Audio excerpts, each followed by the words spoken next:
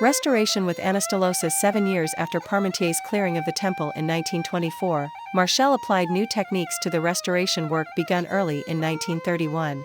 Invited to learn anastylosis after a visit to Angkor by the head of the archaeological department of the Netherlands East Indies in Angkor, Marchal studied the reconstruction of the South Temple at Prambanan in central Java. On his return, Marchal trained the future Banteay Srei team on ground reassembly of the upper part of the hall on columns at Angkor's Priya Khan site.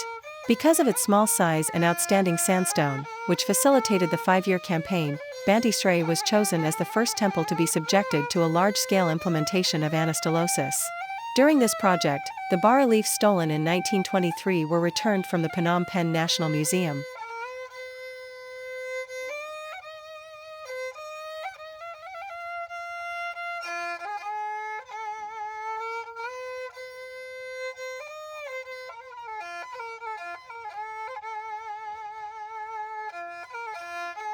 After completion of the anastylosis work at Banteay Srei in 1936, maintenance work was carried out until 1948.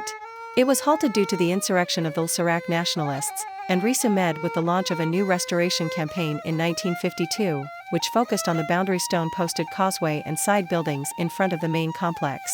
Thus, the causeway paving was reworked alongside repairs to its boundary posts and the pillars of the side buildings. The beautiful Shiva and Uma pair on the Nandi pediment in the northern part of the south side long room was reinstalled on these pilasters at the same time.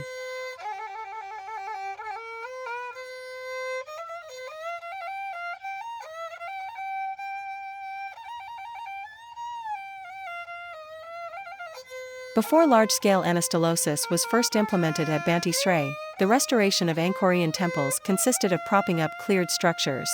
While such work could retard degradation, it could not sustainably resolve structural damage. Anastylosis reinstates or repairs a monument that has wholly or partly collapsed, using its own materials and construction methods. When original stones are missing, sparse use is made of new material.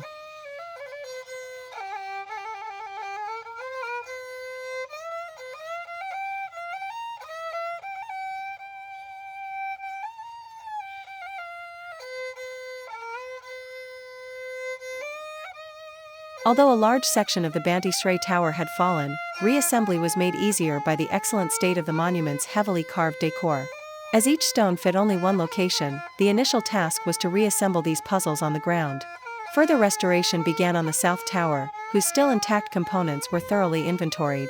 Once the towers were reconstituted on paper, the standing structures were dismantled stone by stone, as was the foundation, which had been greatly altered by subsidence, erosion, and root fractures.